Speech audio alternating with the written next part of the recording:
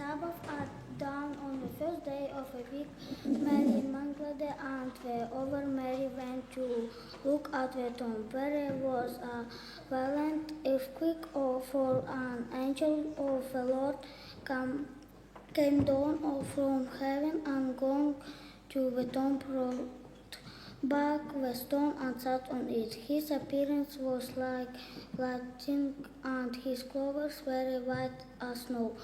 The guards were so afraid of him that they shook and became like dead men. The angel said to the woman, "Do not be afraid, for I know what you are looking for, Jesus who was crucified. He is not here, he has risen, just as he said. Come and see the place where he lay. Then go quickly and tell his disciples he has risen from the dead and is going ahead of you into Galilee, where you will see him. Now I have told you."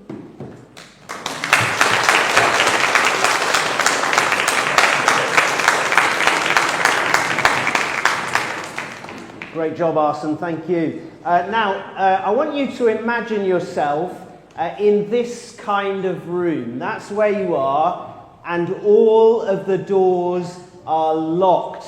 There is no way out. And the room is littered with all kinds of things that seem to indicate there are clues going on here. And on the table in the room, you see a yellow piggy bank that's shaped like an LOL doll. Now, the reason I say that is because it's right there. That's the only piggy bank I could find that was suitable, by the way. So you see this piggy bank, and underneath you see this note. Make a right next move swiftly. This is an escape room. Has anyone else done an escape room? They are really exciting. They are absolutely fantastic. People get paid to lock you in a room, and you have to figure out your own way of getting out of that room. That doesn't seem like a bad job, does it? But you are locked in this room. You've got to escape, and there is this clue that is trying to tell you how to escape, and that is underneath this yellow piggy bank. Now, let me just pick up this piggy bank. If you've got to unlock something to get out the room, what do you think might be in this piggy bank? It's not a coin, just to give that away. What's in there, do you think, Zoe? A key. Do you think a key might be in there? But what is that clue all about? Tyrion thinks she knows. Would you like to come up the front, Tyrion, and help us out here? What do you think the clue is indicating? Would you like to you can see the clue at the back there as well. What do you think the clue is saying? Magnet. Do you think she's right? Yes. Yeah, okay, so is that a magnet right there? Do you think that might be the way of getting the key out? Do you want to have a go? The magnet might happen to work through the plastic piggy bank, which is why it had to be that piggy bank. I had 5 piggy banks to rob in order to try this out. Do you want to have a go? What do you think? Hey, she's done it. Well done. Fantastic. Well done. You can take a seat again. You can leave that there. Now, of course, we need to find the lock that lets us out of. But never mind. We'll leave that for another day. That's how escape rooms work, don't they? And in some way, Jesus was in his own escape room. He was in a situation where he couldn't escape. This is where Jesus was. Well, some people think this is the very tomb that Jesus was laid in. We don't know for definite, but it was certainly something like that. It was like a cave, like a hole in a big stone, like in a big rock face, where they would place dead bodies once they had died. So Jesus was in something a bit like this, if not this very one. And the problem, the puzzle that had to be solved, well, first of all, there was one challenge, which was this. It didn't bounce like that, but there was this giant stone in front of the tomb. But that wasn't the only puzzle that was there. There were then these guys, soldiers.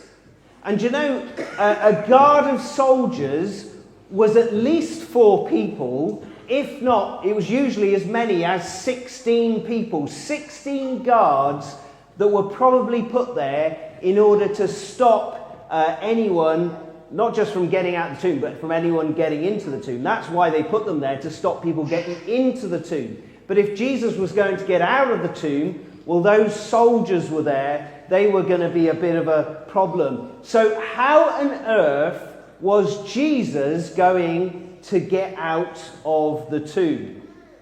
Well, something absolutely amazing happened on the Sunday morning. The first thing that happened is this. I have to point the right way. There we go. The stone rolled back. Do you know who rolled it back? This guy. There was an angel described as a man dressed in white. They didn't have wings. Not these angels. They didn't have wings. So a man dressed in white came down from heaven and pushed the stone out of the way. Now that stone, I couldn't move it, especially with my back the way it's been this week. But it would normally take around 20 men to move a very small tombstone. And this one was described as a large tombstone. So a large tombstone would have required more than 20 people to move that stone out of the way. And yet one angel comes along and pushes it along like you might push a wheelbarrow that's empty. Really easy, because the angel was able to use God's power to move this stone out of the way. That's incredible, isn't it? So that is one puzzle solved. The stone, the giant stone, was moved out of the way. That's amazing, isn't it? But what about the guards? Well, as soon as the guards saw this angel appear, and there was an earthquake as well, they went like that. They all fainted. They were so scared that they fainted, that they fell asleep, that they were like dead men themselves, because they had seen this angel, because they had felt the earthquake, and they had seen the stone rolled out of the way. So that's puzzle number 2. The boulder was moved, the guards had fallen asleep, they had fainted. So Jesus was fine. Jesus was sorted, wasn't he? Is that right? Jesus could just escape. Is that right? No, there was one more puzzle. There was one more puzzle that was perhaps the most difficult puzzle. Because it was impossible for Jesus to escape, because he was dead. He was dead, and so if you're dead, you can't escape from a tomb. That is absolutely impossible. And he most certainly was dead. He had just been gone through a massive beating up in the worst possible way. He had been hung on a cross, crucified, which was a way that the Romans ensured people were dead. Now let's just assume for a moment that Jesus hadn't quite died.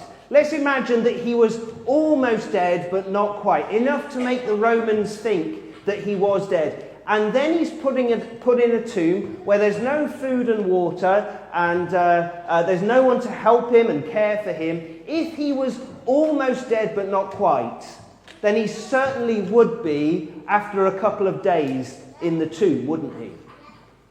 Except that the Romans made sure that he was dead. Just before they took him off the cross, they stabbed him with a spear, and out came both blood and water. Excuse me for being graphic, but it's there in the Bible, and it's important. Blood and water to show that he had already been dead for a while. Blood and clear fluids, which was most probably the blood separating into its two parts, to show that the blood had stopped pumping around his body for quite a while already. So he most certainly was dead, and yet he came back to life again. He was alive again on that Sunday morning so he could just make his escape from the tomb. He was alive in order to show himself to his disciples. He was alive in order to show, to demonstrate that God really had accomplished his plan to save people. He was alive in order to give confidence to everyone who believes in him. He was alive so that the world, so that all who believed in him would never die but would live on as his people. He is alive so that his people can know that one day they will be with him. He is alive. He was able to come out of the tomb. And there's more to come in the story that we're going to come on to in just a moment. But now I'm going to hand back to Hannah. Sunday morning, and as soon as the sun rose, these two women, who both happened to be called Mary, had gone to the tomb where Jesus was buried. And they thought that they were only going there in order to anoint his body with spices, as was the custom in those days, in order to make it slightly more fragrant. They hadn't been able to do it properly on Friday because it had been such a rush to get Jesus' body in the tomb. They took Jesus' body off the cross just before sunset, and they had to get him in the tomb before the sun actually set, because as soon as the Sabbath begins, you can't be doing things like that. You certainly can't be traveling distances on the Sabbath. But as soon as the Sabbath, which was the Saturday, was over, as soon as the sun came up, they were able to make their way to the tomb and finish what they had wanted to do. But then they discovered that scene that we've talked about.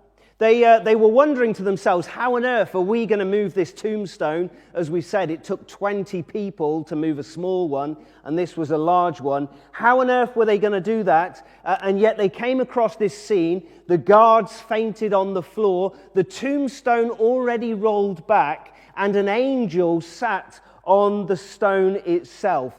And then the angel talks to the women.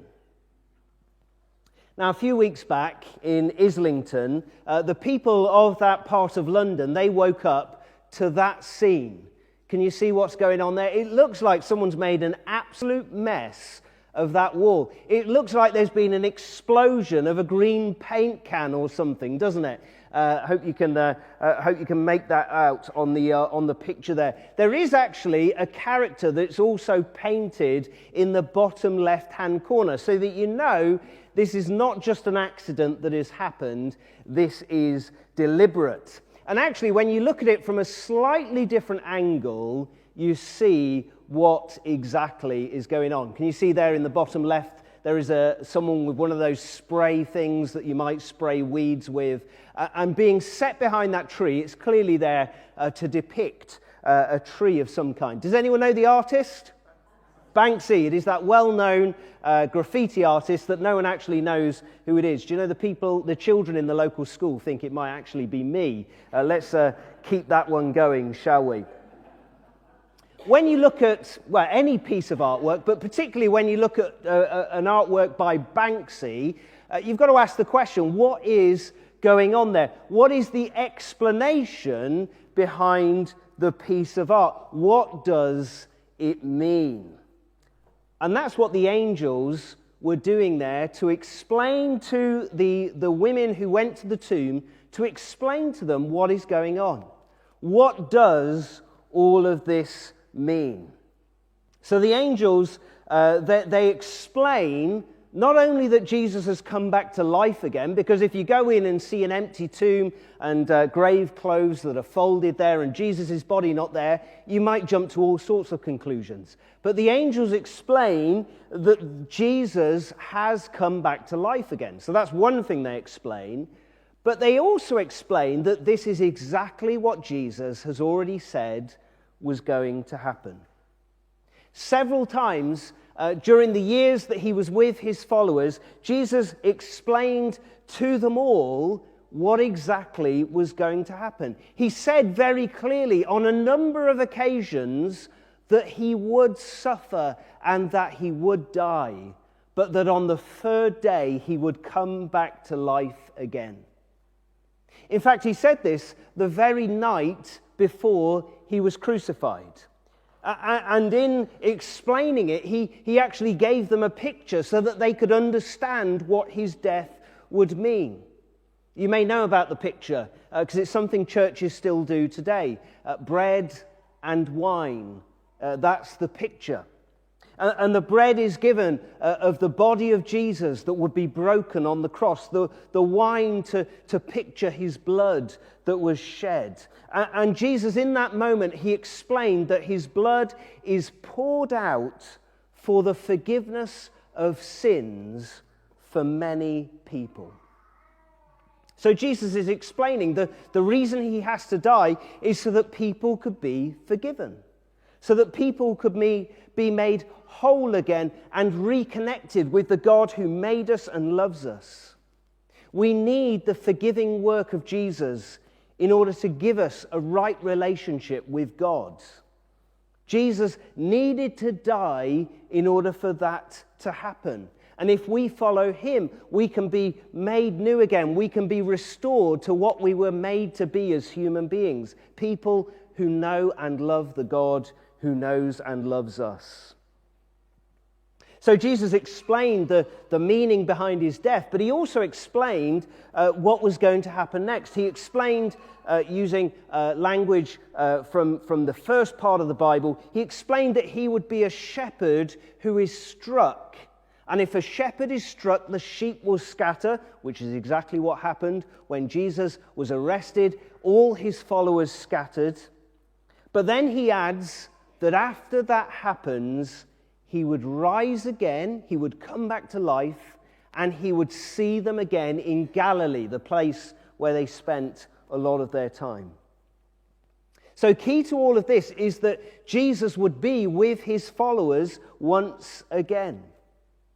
He's the one that they dearly loved. He's the one that was their closest friend and their wisest teacher.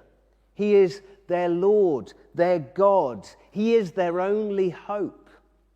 And if he's gone, if he dies and that's the end of it, then their hope is also gone and everything else goes with it.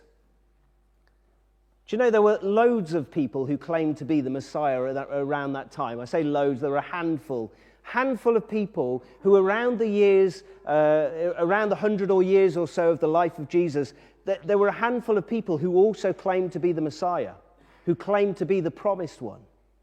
But what happened to them?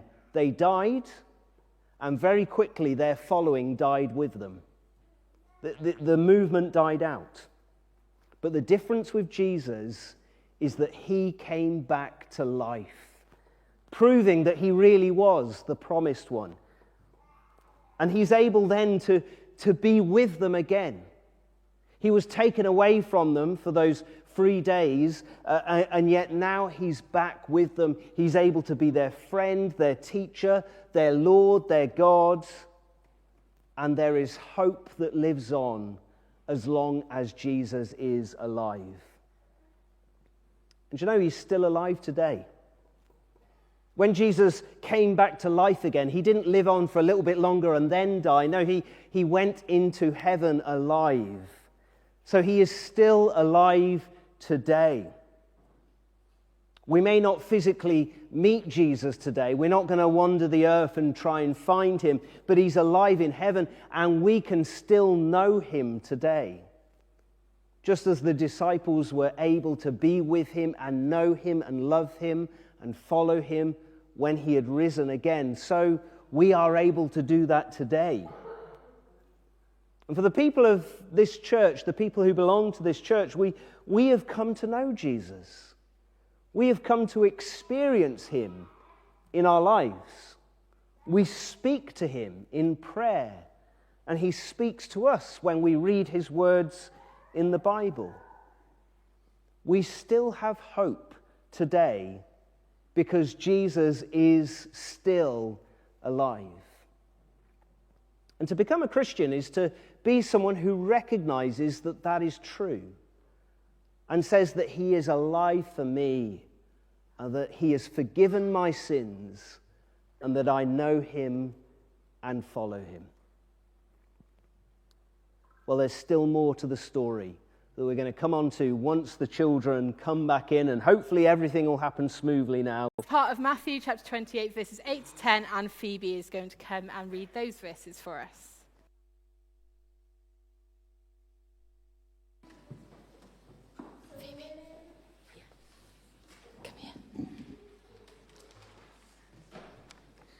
So the women hurried away from the tomb, afraid yet filled with joy, and ran to tell his disciples. Suddenly Jesus met them. "Greetings," he said. They came to him, clasped his feet, and worshipped him. Then Jesus said to them, "Do not be afraid. Go and tell my brothers to go to Galilee. There they will see me."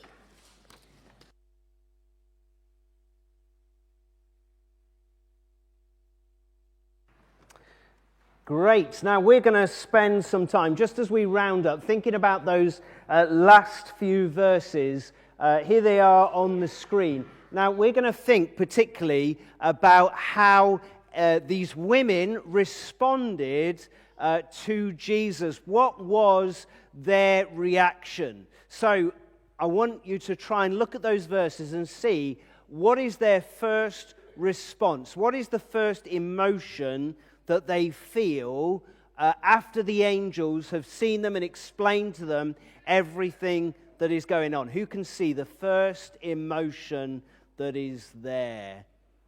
It's on the first line, just to give you a clue. Amelie. Afraid. They were fearful. There we go. They were afraid. It's not something you witness every day. Who here has seen an angel? Who's here seen a massive stone rolled back by the power of an angel? No one. Who here has seen someone who's risen from the dead? No one. So there we go. This is not something that happens every day.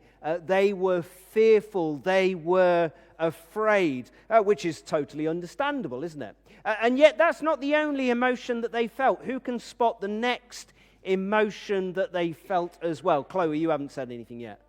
Joy. They were filled with joy. It wasn't just a little bit of joy. They were absolutely filled with joy, so much that they couldn't keep it in. And that's because the one that they love so much hasn't just died. He has also come back to life again. They're going to see him again. They're going to be with him again. So the hope that they thought was dashed is now restored again. And it's at this point that they actually see Jesus. So the angels have just spoken to them. They are afraid, and yet they're also filled with joy. And then suddenly Jesus appears to them. Suddenly Jesus met them. He just says greetings. That's so ordinary, isn't it? Greetings. And then they have another reaction. Now the next reaction might be difficult for you to spot. So shall I? Oh, Tyrion thinks she knows. Oh, that is spot on. Well done, Tyrion. You're on top form today. Do you want to just run this for me? Because this is great. They worship. They probably bowed down, but they grabbed his feet. And normally worship, particularly in those days, involved bowing down before someone. And so they bowed down before Jesus and they worshipped him because they recognized who he was. And you should only worship God, so they must have recognized something of who Jesus is as God in order to worship him. And they worship him because they know what he's done for them. They know what he has done to bring them to God. They love him even more than they did before. And they want to give their lives to him, because that's another aspect of worship, is us giving our lives to the service of the one that we love. But then Jesus says that there's one of those emotions, one of those responses that they shouldn't have. Which do you think that is? Who hasn't said anything yet? Who wants to tell me? Which one should they not have? Go on, Phoebe, you haven't answered yet. Do not be afraid. That was the one that they didn't need to feel. Now, Jesus isn't telling them off. It's only natural that they would feel afraid. But he says you don't need to be. You don't need to be afraid because this is nothing scary. This is all good. This is all a good thing that he is back to life and back so that they can be with him.